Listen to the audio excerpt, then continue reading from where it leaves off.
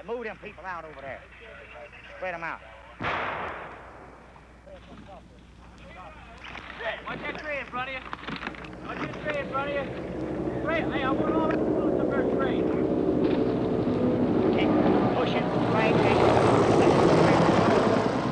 Move.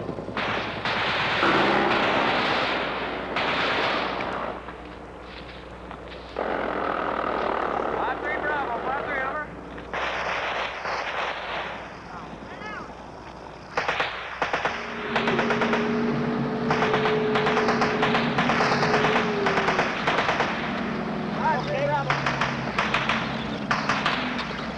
Hold it now. Let's go. Everybody get 5-3 Bravo, 5-3 over.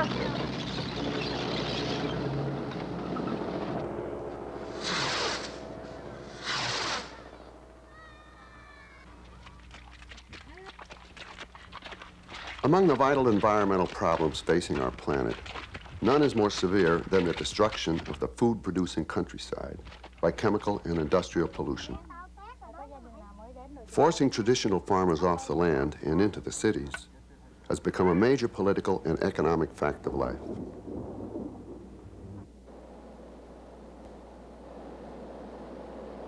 But in all of human history, the American intervention in Vietnam unleashed the largest and most prolonged attempt to consciously destroy an agricultural ecology and rural-based culture.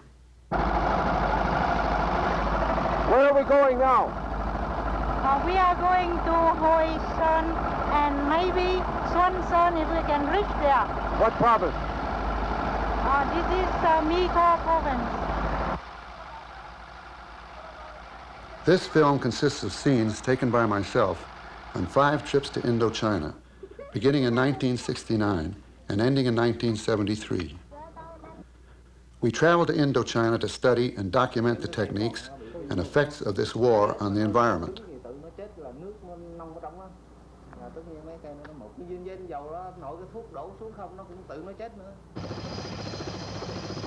When the United States moved into Indochina in force in the early 1960s, it encountered a situation which was unusual in terms of conventional warfare. This was essentially a counterinsurgency operation, and given the geographic, topographic, and ecological features of Indochina, it soon became apparent that the environment, the forests and the fields, were one of the main problems facing the United States military. The forests gave cover and sanctuary, while the farmlands gave food to the troops of the other side. Among other tactics, this assault included the massive use of chemical warfare. It has been said that guerrillas fighting in their country's liberation are like fish in the ocean being the land and the peasantry that support them. The American strategy of ecocide was an attempt to dry up this ocean, the environment. At 8:15, we took off in a Huey helicopter with Captain Maximowicz, commander of the 48th Chemical Detachment. We flew up a number of valleys that had been sprayed with Agent Blue for crop destruction. We saw several areas burned, probably fires started during the dry season by white phosphorus artillery.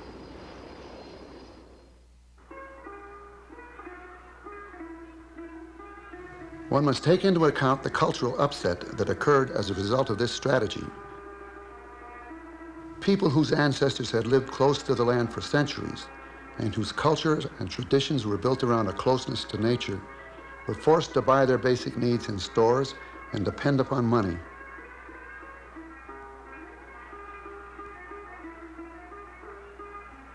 Churches built by the French came under incessant bombing and artillery attacks, as did dams, bridges, and irrigation reservoirs.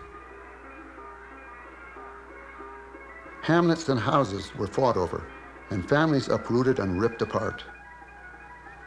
As much as a third of the total population of Laos, Cambodia, and South Viet Nam were forced out of the countryside and into either refugee camps, so-called prosperity hamlets, or cities.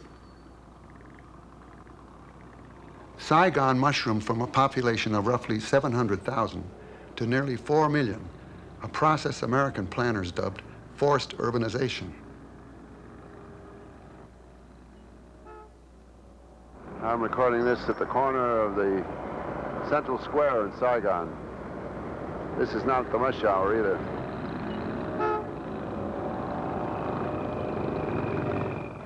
Ngày hầu đó mấy ông ấy xúc rồi em đổ đây, máy bay xúc rồi em đổ. Chở máy bay em đổ đây.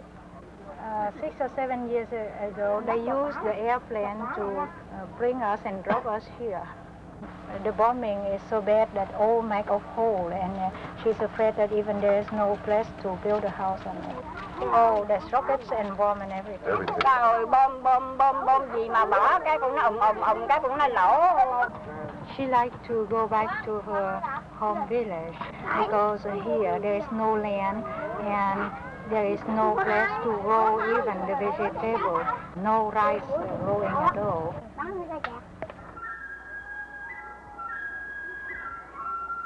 Until the American intervention in Vietnam, the peasants of both North and South were almost entirely subsistence farmers. Like the native peoples who lived in the Americas before the white settlers came, most Southeast Asian families grew nearly all the food they consumed. The principal crop was rice, supplemented by other grains and a wide variety of vegetables and fruits.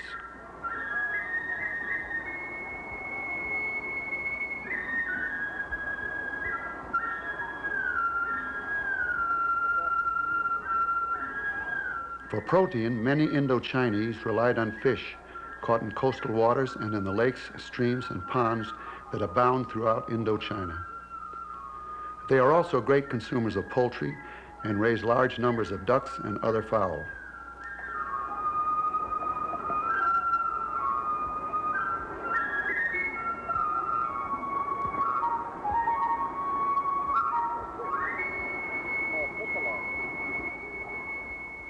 These pools are not bomb craters. Ponds created by hand to raise fish have been used for centuries.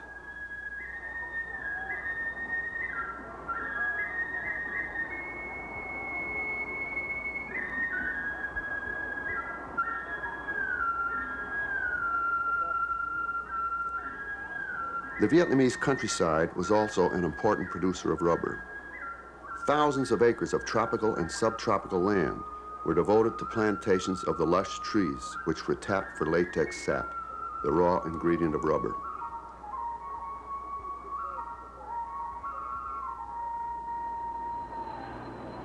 One principal tool in the American assault was conventional explosives dropped from high-flying B-52 bombers and other aircraft.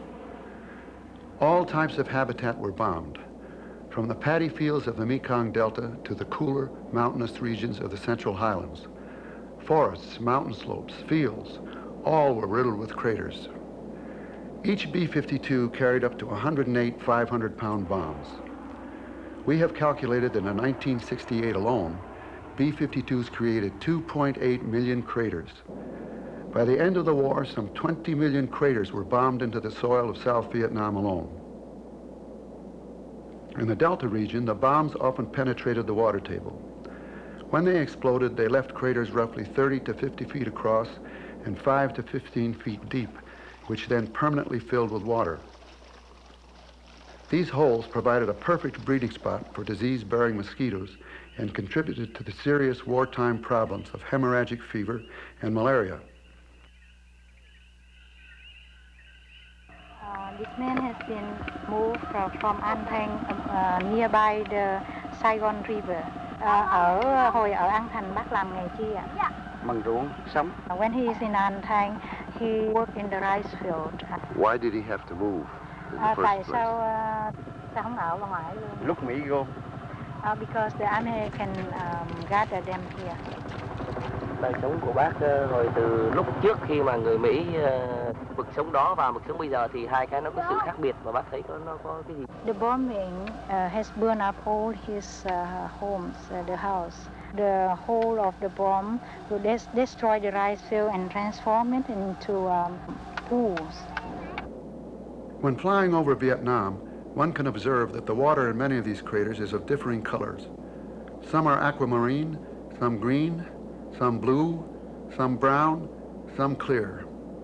This indicates differing chemical conditions in the water, possibly due to the different explosives used. But the colors themselves are thought to result from blue-green algae growing in the craters. In addition to the 500-pound bombs, the Air Force also used 2,000 and 3,000-pound bombs to deliberately make huge craters. This particular crater was made near Dong Hoi, probably to disrupt road traffic. Because of the difficulty of plowing around them and their impact on the soil and water, craters crippled farming in many areas. In general, when the bombs hit, they turned up the subsoil and spread it out over the topsoil. This subsoil, when exposed to the rains and sun, has a chemistry quite different from the original topsoil.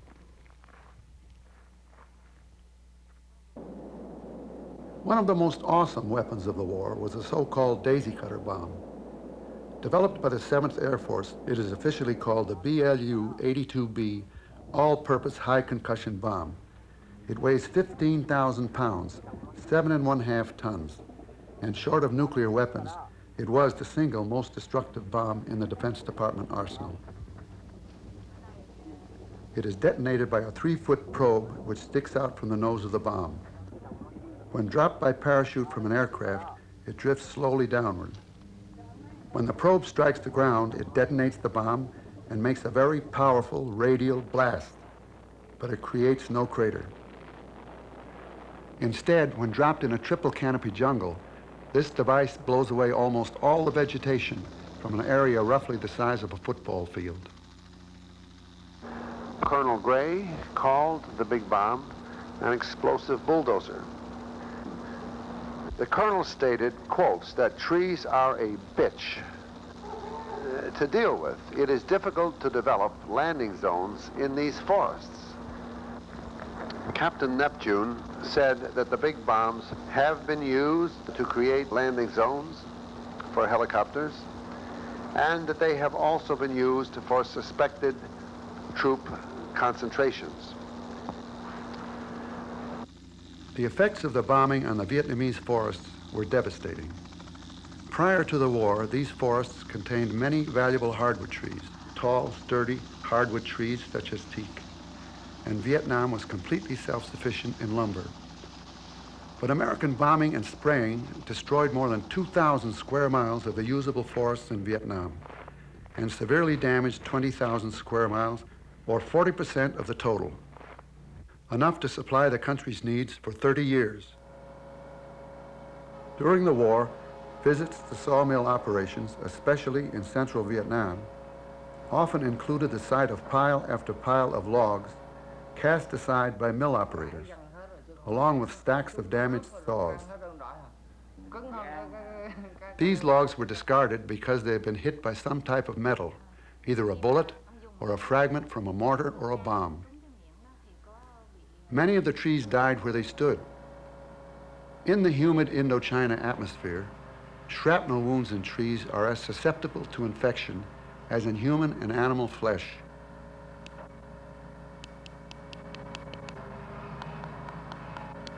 Fungal growth led to the creation of necrotic areas that have died in these trees. Often the entire tree would finally succumb. The metal fragments in those logs that were salvaged were very hard on sawmill operations. As the saws hit the metal, the saw teeth were ripped out, forcing the shutdown of the entire operation and the costly, time-consuming job of installing a new saw blade.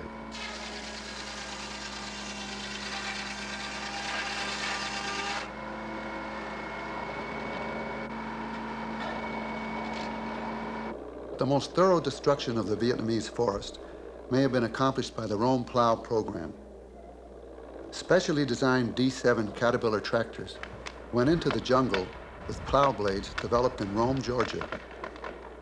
The blades skimmed just above the surface of the forests, knocking down and then plowing up any vegetation in the way. This extraordinary machine could fell a tree up to 1 foot in diameter. There were 30 such caterpillars per land clearing company. And at the peak of their use, 5 such companies operated for 15 hours a day in and day out.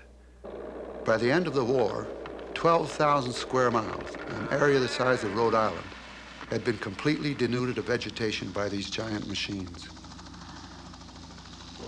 On Tuesday, the 10th of August, we went out with the 984th Engineer Company land clearing outfit. They've been in the Boiloy Woods for 26 days. They've cleared 6,037 acres so far. They've got the 11th Cavalry of tanks blocking for them. They've had 7 wounded in action, 5 seriously. They've disclosed over 100 bunkers. One of the bulldozers has 14 tons of added armor. The Hobart Woods are no longer there. They have been plowed out of existence. It was 9,000 acres. The area had been defoliated some years ago and had been very heavily bombed. Land that has been Rome plowed has not returned to its original state. Much of it has been overrun by swordgrass, genus imperata, a tough weed that makes the land difficult to use for grazing, farming, or the planting of trees.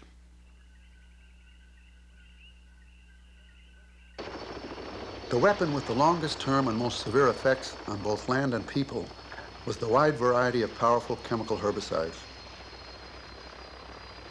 Beginning in 1961, about 60,000 tons of chemicals, such as 2,4,5-T and 2,4-D, picloram, cacodyllic acid, and others were dropped by American forces. This represented 7 pounds of chemicals for every man, woman, and child in South Viet Nam.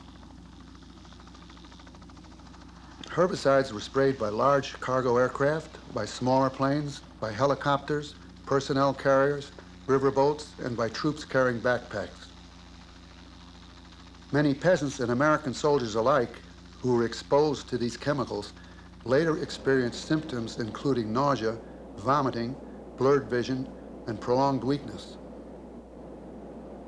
Combined with the bombing and plowing, repeated chemical defoliation left an area of dead and rotting trees equal in size to the state of Connecticut. 500,000 acres of mangroves alone were destroyed. The chemicals, which the peasants called medicine from the sky, took a heavy toll on the foods which have supported the people of Indochina for centuries. The papaya and manioc, their rice and other grains, their great number of vegetables and fruits, such as tangerines, pineapples, and jackfruit, all proved very sensitive to chemical attack. Many fish were killed, not so much from exposure to the chemicals, but by alterations in their habitat caused by the spray. The Vietnamese government now claims some 2 million people were directly victimized by American herbicidal warfare. The health effects suffered by many of them bear a strong resemblance to those symptoms now appearing in American veterans who were exposed to the chemical dioxin, one of the most poisonous chemicals known. Quantities measured in parts per trillion can cause a wide variety of problems, ranging from chloracne to cancer to birth defects and reproductive malfunction. The Agent Orange dropped on Vietnam contained more than 330 pounds of this poison.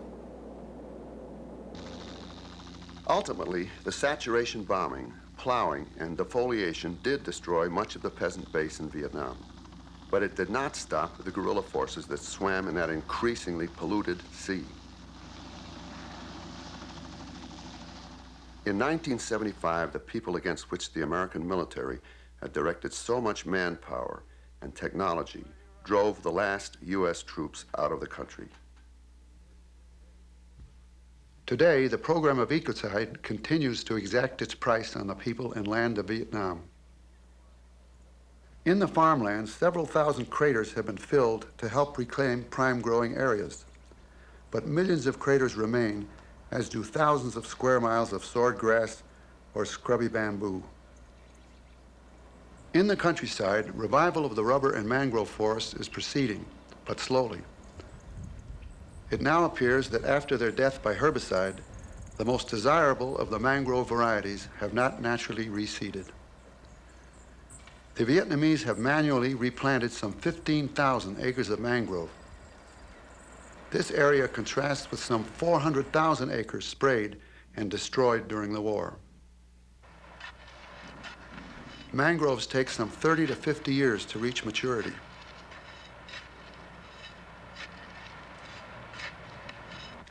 Unexploded bombs also still present a lethal hazard. These are unexploded mortar bombs near Quang Tri City, 6 months after the end of the war. Nearly every village in the nation now maintains a special bomb defusing and removal squad. Giữa cái huê lợi mình thu được nhờ cái ruộng đó như thế nào? They're working on the land and they find the old M79 bomb that explode, and there's many accidents that kill people around here. This is from old bombs that were... The old bomb M79. Yes. Although the capital city has become a much more healthy place since the war, its population is still more than 4 times its pre-war size. In the hospitals, disturbing symptoms have begun to surface among many of those exposed to the defoliants. The Vietnamese medical capability for dealing with these diseases is limited by scarce resources, and help from other countries has been minimal. But the country's scientists are making a persistent effort to study cases of liver damage, birth anomalies, and cancer that have been linked to the herbicides. The noted Dr. Tan Tak Tung has asked, "In the abominable history of wars, have we ever seen such an inhuman fate reserved for the survivors, except in the case of atomic war?"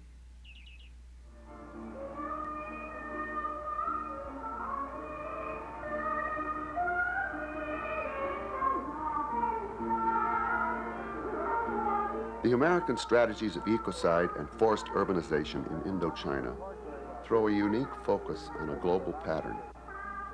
Economic and political forces are combining with the spread of chemical and industrial toxins to force peasants off their land throughout much of Asia, Africa, and Latin America.